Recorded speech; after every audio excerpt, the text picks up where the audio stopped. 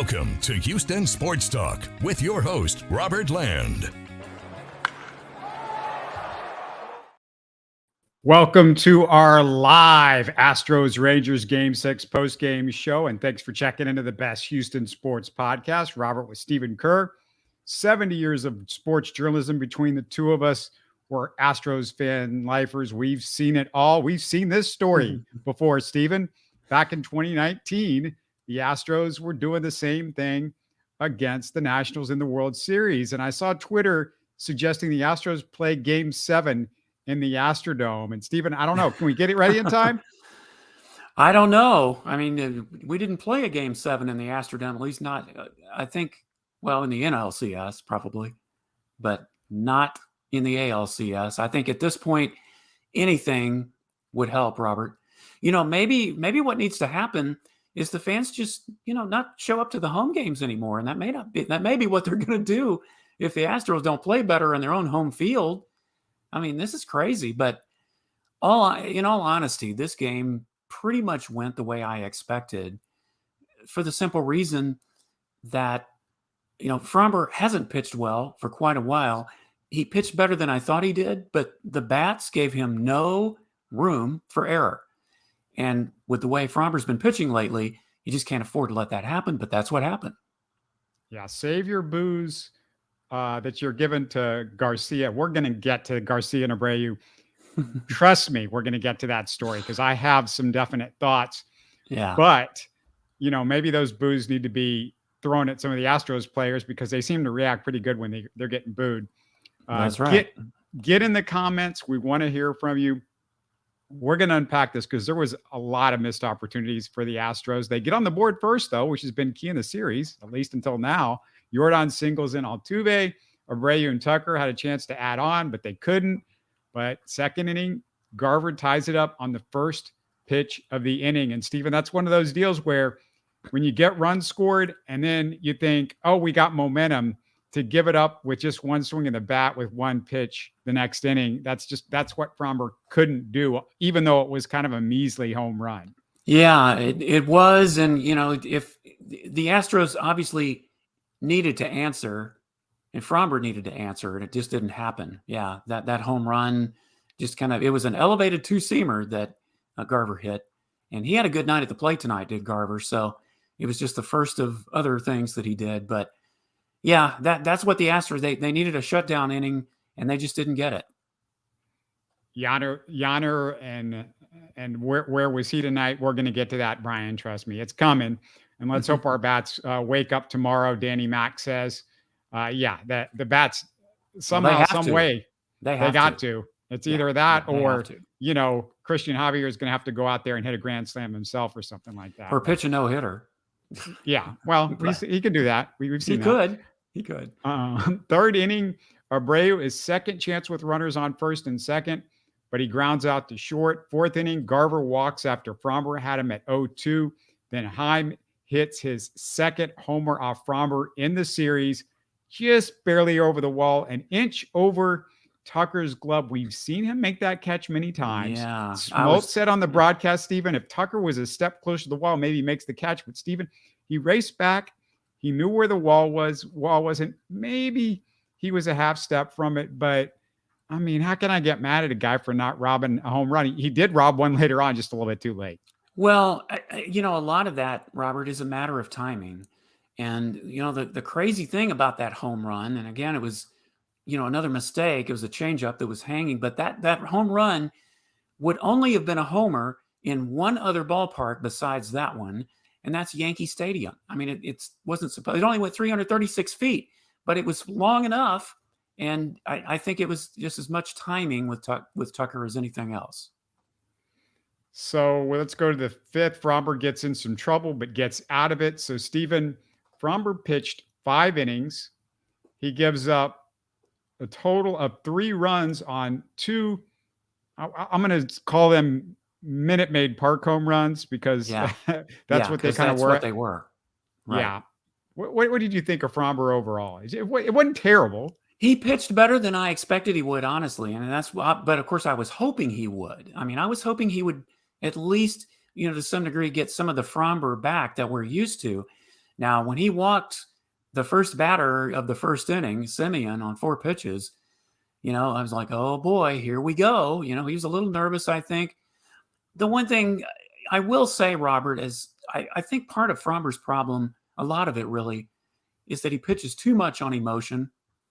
And I don't think you saw much of that today. I think he pretty much held it together even when things was going wrong. He didn't completely unravel. He made 2 mistakes, and that's what happened. That was the difference in the game. So really, he did better on several fronts, but I think that's really the key to his success, is that he pitched on less emotion and just focus on the task at hand, focus on the here and now. Don't look back. Don't look too far ahead. Okay, let's go to the 6. Yordan Abreu single. Tucker continues his struggles with a weak grounder, but Dubon, nice job on a 0-2 count, drives it to right for a sacrifice fly. I want to get to Dubon a little bit later, but Tucker, like I said, it's a struggle for him. And Brian asked in the chat, Danny asked in the chat, should Chaz play for Tucker right now? Kills me to say that, but he said, is that something that should happen? Well, it probably should, Danny, but as we've seen in the past, Dusty is going to go with the guys that he believes in. And, you and I and Robert, we can all sit here and play strategy and play lineup. That's probably not a bad idea at this point, because he's just struggling so much, but Dusty's not going to do it. He's just not going to do it. Yeah, well, I mean, something's got to happen. Somebody's got to shake Tucker up a little bit. Maybe that home run that he robbed late in the game will get him going a little bit. That was that was a great home run that he robbed, and frankly, might have been further in the air than the other home run, or just like higher, I should say. Just barely. And the thing is, you can't move him too much farther down in the lineup. Dusty's already moved him down to 6th, hoping it would get it going. And you can't really move some of these later guys up to the 6th spot, I don't think. So you're either kind of stuck with what you got, or you pull him for a game. But I don't think in a game 7, Dusty is going to do that. I don't see it happening. He could surprise us. He's done it before, but I would be very shocked if he did, even if that's what we all think he should do.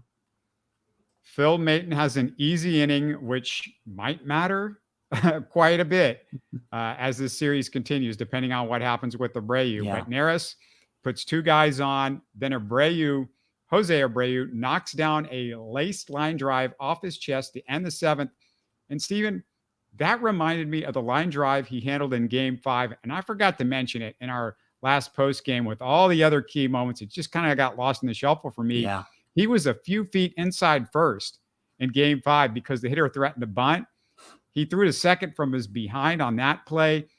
And Stephen, we talk about Abreu making the clutch home runs, but the clutch defensive plays have also happened along with the home runs. Yeah, that's really been the key to this series, I think, on both sides. The Rangers have made their share of defensive plays. The Astros made their share when they won that 3 in a row. And, the very few mistakes have been made. I mean, there was one, Altuve bobbled, I'm sure, the grounder that he probably should have made the play on. But sparkling defense, I mean, that's what it's been. And we can talk about hitting all day long, but defense and pitching also save series or win series a lot of the time, especially in the postseason. Right. And then Altuve chases Uvalde with a single in the 7th, but Brantley grounds into a double play. So again, they just couldn't get anything going. It was the story of the night. 8th inning, Evan Carter infield single, stolen base. Then Abreu, the rematch with Garcia, strikes out Garcia for the 4th time in the game. Everybody loves it. But of course, Garcia got his revenge, as we all know, with the slam. Astros fans brought the booze for Garcia. We're going to get back to it in just a couple of minutes. But unfortunately, Abreu gives up his 2nd run in the series on Garver's 3rd hit of the night. So the Astros, with their final big shot, I'm just going to skip ahead to that because there's other stuff you and me have to talk about that's more important. But their final shot, bases loaded, Dubon, who was 4 for 5 with a sac fly with runners in scoring position in this series. So, I'm not Matt Dubon. He has been fantastic, but he did line out in that situation. Yeah, he hit the ball. He had good contact on the ball. It just went right to Seager. Then up comes John Singleton, who is pinch hitting for Jeremy Pena. Stephen, what were you thinking at this point?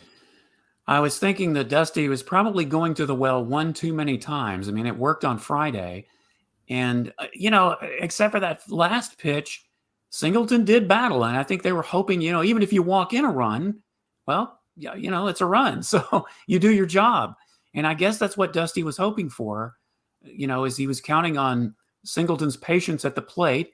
And I think it was, a 7-8 pitch at bat. I mean, he did battle, but ultimately he made it out. So that's all that matters. He struck out. So, yeah, I was sitting there thinking, ooh, you're going to the well 2 times in a row. I don't know if it's going to work the second time quite as well as it did the first, but you just had to hope. Yeah, before I give my thoughts on the Singleton move, Brian says Pena may need to concentrate more on studying his iPad over doing his HEB commercials. It's a little rough on Jeremy. Jeremy Pena's defense has been fantastic, and I am not going to quibble with what he's brought. I mean, he's brought something. We're waiting for Kyle Tucker to bring something, and Tucker's far more important, and you're expecting more from Tucker. I know what Pena did last year in the postseason, but Tucker's a guy that you've relied on. Yeah, absolutely. And Pena's bat, while it's been quiet, you want his defense in there. Now, you could also say, well, you need his defense in the last inning too. You've pulled him, 2 games in a row late, but I think it's as much for the hitting as anything else. So, yeah, I mean, you're certainly not going to take Pena out of the lineup. All right. Singleton misses the 3-2 fastball down the middle. That was such a big moment in that Singleton at bat. And I pretty much knew he'd blown his best opportunity right there. And with all due respect to Singleton's walk Friday, which, leads to one of the great moments in Astros history. I've never quite understood why Singleton is on the roster over Jake Myers. You and I talked about that a little bit in game 1. Even though I'm not the biggest Jake fan, he's just a better major league hitter. That's what he is at this point. I know Singleton, Dusty's in that old school, Stephen, where he's infatuated with lefties and infatuated maybe with, doing lefty righty late and get all that sort of garbage. I just throw it out, man. I don't care. Like who's the better hitter, period. Because when Singleton can't hit at all, which he really can in the major leagues, he's not a good hitter. It doesn't matter if he's a lefty or a righty. When you can't hit and the other guy can just hit better, that matters. And, Singleton's eye is great, but if you throw him a strike and you can't do anything with it, then it doesn't matter. Well, that's the key, Robert. You just nailed it. That pitch was hittable and he missed it. And his patience at the plate is great, but what was he batting? 160, I think, coming in. It was way below the Mendoza line, as we like to say. So, it is puzzling. And I don't know, if there were some other internal things going on of why they left Jake Myers off the roster. I mean, we talked about it briefly at the beginning of this series, that they decided to stick with Singleton and just not put Myers on the roster. In fact, they took him off when they added the other pitcher, Ronel Blanco, who we haven't even seen this series. Yeah, we saw Greg Kessinger pinch run, and thankfully that did not come into play because Kessinger, he's a decent runner, but he's no Jake Myers. And that's the other thing. Jake Myers also brings in his speed. He's the best base stealer on the Astros, or right with Kyle Tucker. But of course, Kyle Tucker doesn't get on base anymore, so it doesn't really matter that Kyle Tucker can steal bases. But Danny says it's not only on Tucker, it's Bregman's cold too. Steven, Bregman's done some stuff in this series. Let's not forget what Bregman's done. Well, what's happening is some of the bats that, they grow cold for part of the series while others heat up, and then, I kind of switch it around for the rest of the. I mean, a lot of these guys have struggled here and there, but you still have some of them coming through with key hits. Otherwise we wouldn't be tied 3 games apiece. This series would be over, and the Rangers would be going to the World Series. So, I don't think you can put it all on one player or another, or even a couple. It's a team effort. It's like when you win the World Series, everybody contributes. And when you lose, everybody contributes to that too, to some extent. They averaged 8 runs over the last 3 games in Arlington, something like that. Yeah. Yeah, and again, it was on the road, but you've got to play better when you've got the home field advantage. And Robert, I'll just go ahead and say it right now. If you can't win 2 games in a row on your home field, you don't deserve to win the series. It's plain and simple. You don't deserve it. The Rangers deserve to win, and they deserve to go to the World Series because there's just no excuse. You have the home field. You play there 80-something times a year. You're comfortable with it.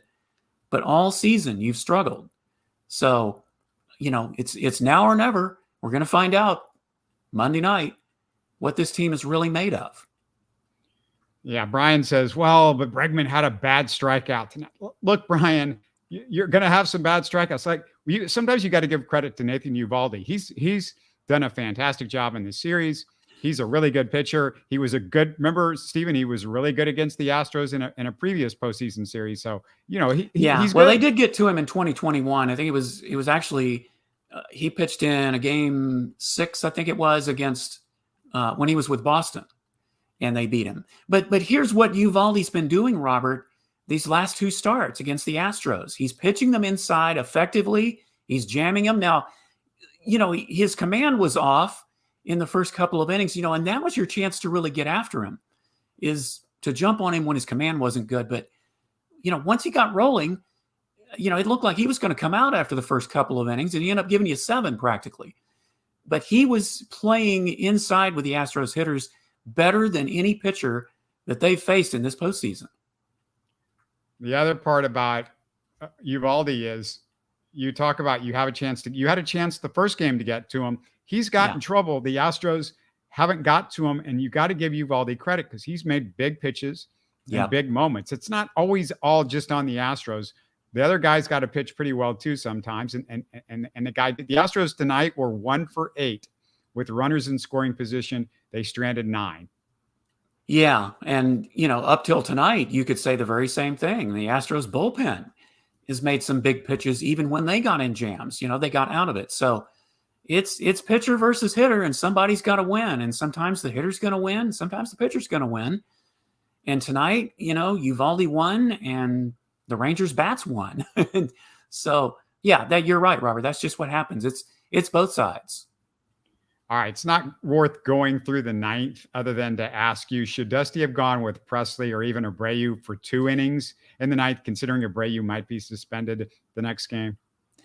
I would say no, certainly no on Presley, because you may need him. And here's the thing. He's fresh for game 7 now.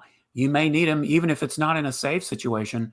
It's all hands on deck. And as far as Abreu, I just felt like, if you put him out there another inning, I guess, ultimately it wouldn't have mattered the way it ended up tonight.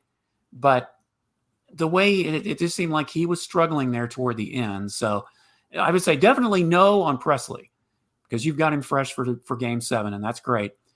Maybe on Abreu. Yeah, maybe you could have, considering what ended up happening, because Montero couldn't get the job done.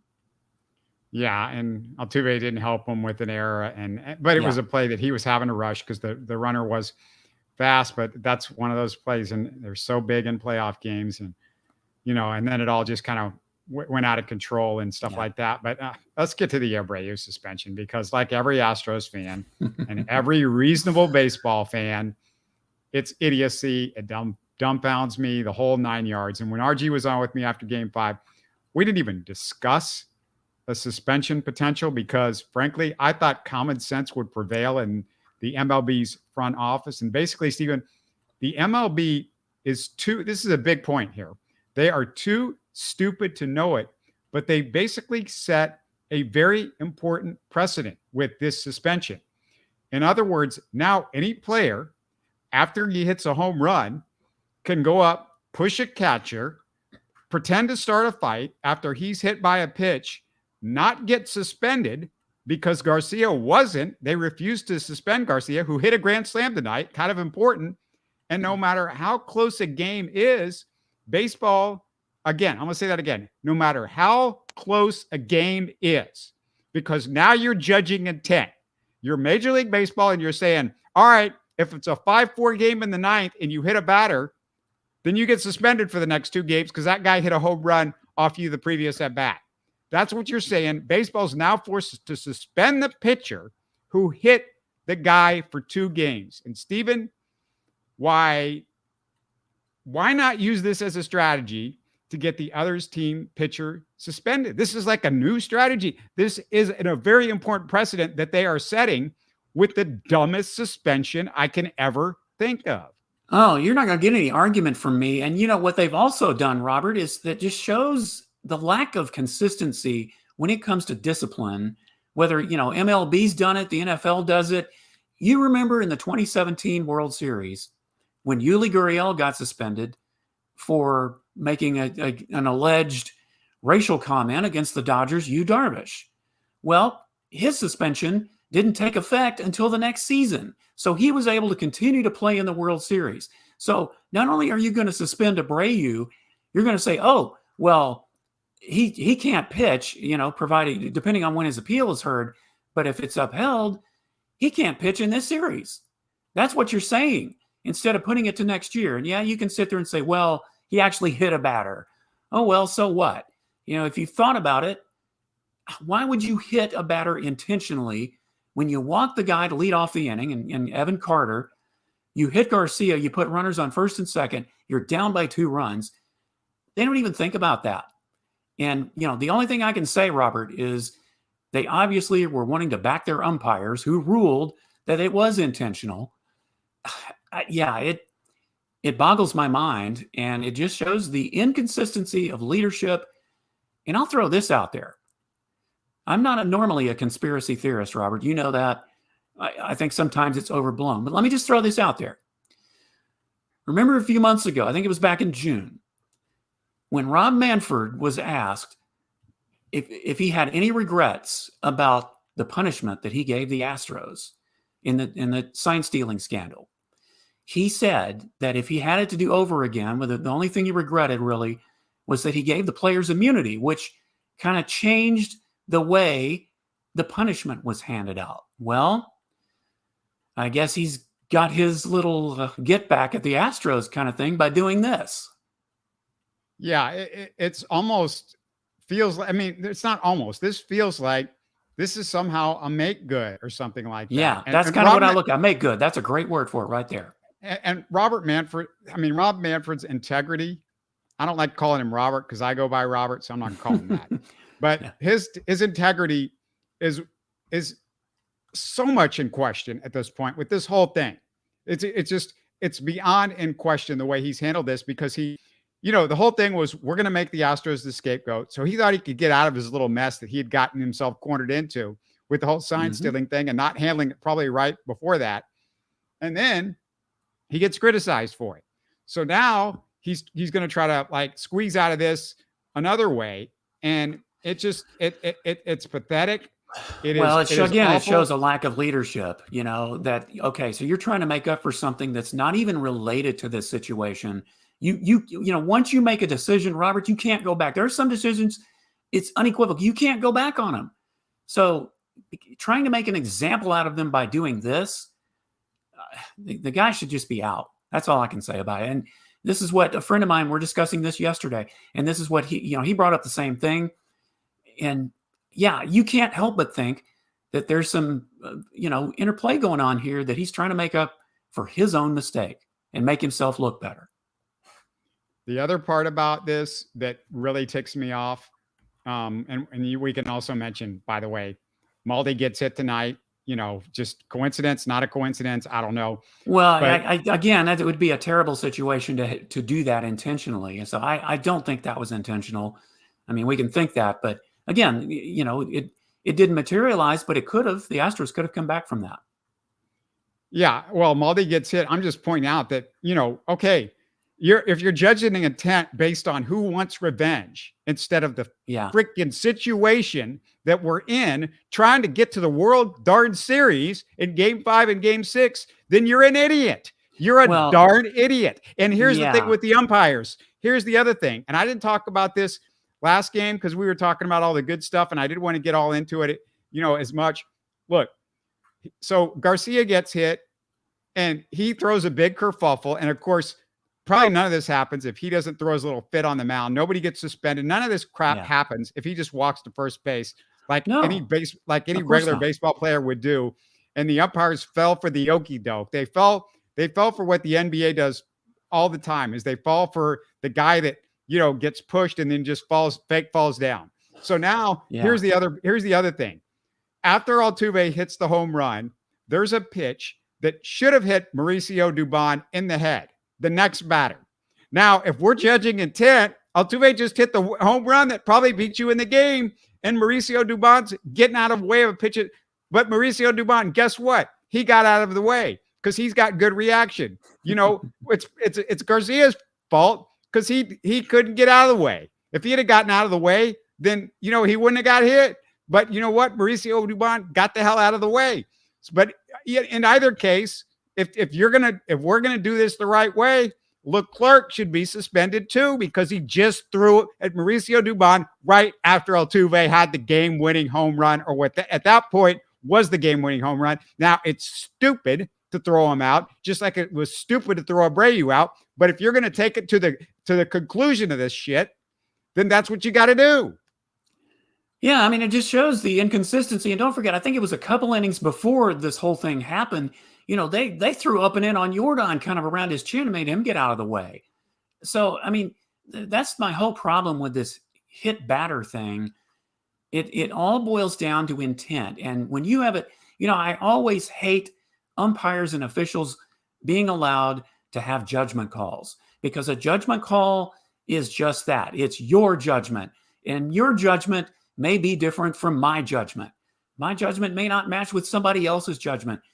You're making this a judgment situation. You're putting it in the hands of it. How can you police this kind of, back in the old days, the players used to police this themselves.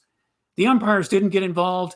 You hit your guy to retaliate. It's the old quote unquote unwritten rule that's what you do if a player hits a home run and celebrates. You handle it, you're done, you move on. Well, it's not like that anymore. Times have changed. And so I get that sometimes they have to get involved. But okay, so from now on, all you have to do to get somebody on your side is you get hit by a pitch and you go after, not the pitcher, you could, but you go after the catch, you go after anybody you want, and you're going to get justified. I mean, that's what really bothers me about this whole situation. Yeah, I don't know if I should give Joe the air for this, but he said, give me a break. They won the World Series last year. There's no conspiracy. Look, man, there is a conspiracy because the Astros got on cheating, and I'm fine with that. But right. They swept everything else under the rug. The Red Sox cheated. They said the Red Sox cheated. The report said the Red Sox cheated. Nothing happened. Right. Nothing happened because the Red Sox blamed it all on some video guy because they didn't have a Mike Byers talking or whatever. So the Major League Baseball knew the easy thing was to just say, okay, then it doesn't matter. Like, it doesn't matter because we can get out of this because everybody loves Boston and New York because they're making all the money, and we can blame this. Baseball wanted to blame the whole thing on the Astros. There is no question. There has been player after player that has come out since this happened. Go look at our archives. We talked about this ad nauseum. Player after player have come out and said, look, the Astros weren't the only ones. Not Astros players, other players. Other teams. Players on other teams have done it. And let's not forget the open letter that was never open about the Yankees and some of the misdeeds they were doing. They wouldn't even, the league wouldn't even look at it. Wouldn't even look at it. You hear nothing about that now. So let's get off of that for a second, and hopefully Abreu is back for Game 7, Stephen. If the Astros lose because Abreu is not there, trust me, there's going to be Rob Manfred's going to be come after with pitchforks and the whole 9 yards by Astros fans. And that scares me. That scares me going into this game because it's Christian Javier, and then you want it to be Abreu and Presley. You don't even have to pitch anybody else if Javier is on his game, and so on and so forth. But look, the Astros go to a Game 7. They're at home. You would hope there's no way that they could do this again to us 4 years later and lose every home game in a playoff series after winning every road game. And I can't imagine Scherzer's on the mound, which I don't think he was on. He wasn't on for game 6 and 19. He was on for game 7. Is that right, Stephen? I'm trying to remember. I think that's correct. Yeah. So yeah, you just hope it's not history semi-repeating itself. But man, I don't know what we got to do. But Stephen, RG and I talked about it. I said you put David Copperfield up and you just like make Minute Maid into and make it disappear and turn it into Globe Life, and you get the Astros fans dressed up as Ranger fans, or I don't know what, put the Astros, somebody I can't remember who said it. I'm sorry. I think it might've been Brian, but somebody said, let's put the Astros up in a hotel not this next game, but tonight, put them up in a hotel tonight, I guess, or something like. Somehow you got to change the mojo, because whatever's going on with Minute Maid Park, it's not working. Somebody's got to say a prayer. We have to have a circle here. We got to do something. We got to excise Minute Maid Park. There is something wrong with the Astros at Minute Maid Park. Something's got to darn change. And in 24 hours, Stephen, you and I better not be here talking about, man, this is just like 2019 all over. Yeah, boy, I'm with you, Robert. And I as good as Javier has pitched in this postseason, you are probably not going to get more than 5 innings out of him. He tends to give out after that point. He just can't seem to go any further. And in a game 7, Dusty's got to have a short hook. You can't leave him in for too long if he starts getting in trouble. Now you still have JP France and Hunter Brown that you didn't use today, so they can give you 2 or 3 innings if he has to come out early. But the bats have got to get going. And, a pitcher can pitch his heart out, but if you don't start taking advantage of the opportunities, look, the opportunities are there. The bats have had the chance to have put this series away well before game 6. If they had just won one of those first 2 home games, Robert, you and I, we wouldn't be talking tonight. We'd be resting. We would get ready for the next week. So that's the thing. The bats have the opportunities, but it doesn't matter. If you don't come through on them, you might as well, it's just as much as not having them at all. Just go 1, 2, 3, 1, 2, 3, 1, 2, 3, almost every inning. So that's what has to happen. Javier, even if he pitches well, it's not a guarantee if the bats aren't going to come through for you. So, that's my scenario for game 6. Game 7. You're probably going to get 5 innings out of Javier. And then, everything else is just, both teams are going to do this, is going to be up for chance. Here's the other thing. You've got, I think Phil Maton goes the 7th. I think Neris goes the 8th. I think Presley goes the 9th. If Javier can give you those 5 innings. Yeah. So you're talking about France and Hunter Brown. Here's the other thing. I don't want Montero or Ryan Stanek anywhere near this game. They don't need to be. Well, there. It won't be. Montero threw a lot of pitches tonight, so he could, but I don't see it. All right. The other thing I'm going to throw out there for you, Stephen. What if you need 1 inning tomorrow night? Do you go to Justin Verlander? Absolutely. If that's what you need to do. You went to Roger Clemens in 2005. So yeah, if all hands are on deck in game 7s. I don't care who you are. I don't care when you pitched. If they had to go to Justin Verlander, if the game is a slugfest or whatever, you need somebody to shut you down. It's game 7. It's either that or go home. You throw everything out there. So yes. Anybody else that you would pitch in relief? Like you said, Hunter Brown and JP France. I'm fine with either one of those guys, to be honest with you. What about Urquidy? Yeah, I think you could. I mean, you have, that's the thing. You have some options. If Javier, let's say he runs into trouble and has to come out in the 3rd or 4th inning, heck, you could pitch all 3 of those guys if you needed to. But the advantage is that all 3 of them can at least give you several innings if you need them. And then, you can use, some of the other guys that weren't used tonight or that you think will be effective in the later innings. So, all hope is not lost as far as the pitching. You still have some options you can go with in a game 7. Any other thoughts about the next game, this game, anything? Well, I picked the Astros in 7, Robert, before this series started. So all I can say is, it's certainly lining up for it. But all they have to do is go in there and take it. And, we're going to find out. This team, time and time again, comes through with their backs against the wall, but they don't come through all the time, as we've talked about, not in 2019. And there's some other situations too. So this is it. Now is the time we're going to see what this team has been made of. It's been a crazy year, Robert. We've had a lot of injuries. They haven't played well for different stretches of the season. They got hot when they needed to, but now we're going to find out what this team is made of on Monday night. Yeah, you said they come through with their backs against the wall. Kyle Tucker, but your back is against the wall. Your back was against the wall twice Now's tonight. the time, Tuck. And he only got 1 of 2 when his back was against the wall twice in this game. But just a reminder for Texans and Rockets fans, my partner Sean Bajani and I posted a show Friday where we recalibrated the Texans record the rest of the season based on how their schedule looks and where they are now. Sean makes some predictions. You're going to want to listen and watch this one if you're a Texan fan. We also looked at a couple of preseason early Rockets storylines as we see that stuff playing out. The Rockets, don't forget, they start up on Tuesday night. So it's another big week in Houston sports. The Texans obviously will do our post games on Sunday as usual, me and Sean next Sunday. So stay tuned for that as well. Thank you everybody for this one. We will see you again tomorrow night, and it better be after a W. Go Stros. You're listening to Houston Sports Talk.